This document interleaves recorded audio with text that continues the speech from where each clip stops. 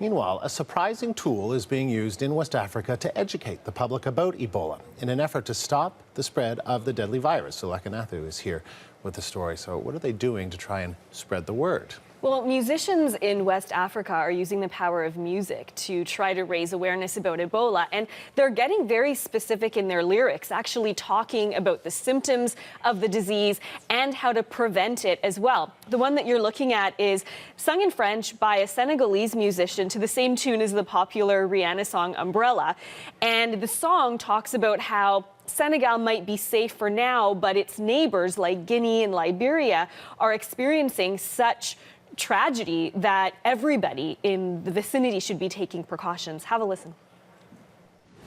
La frontière a été fermée, malgré tout ça, elle est quand même arrivée. Tout le pays est paniqué, finalement Ebola est là.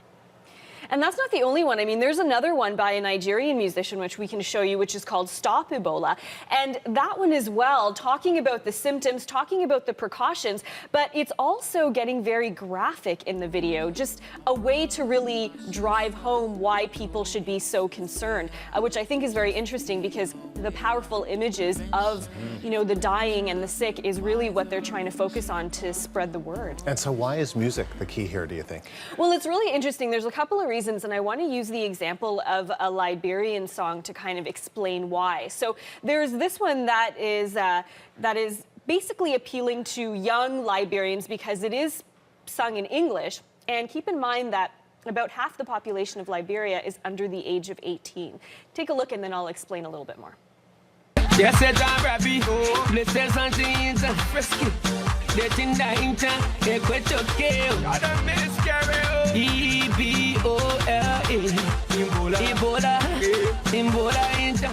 So that one's called Ebola in Town, and you might notice that it's actually set to sort of a dance tune. It's almost very catchy. It's one of the many songs that's being played daily on television stations, on radio stations there.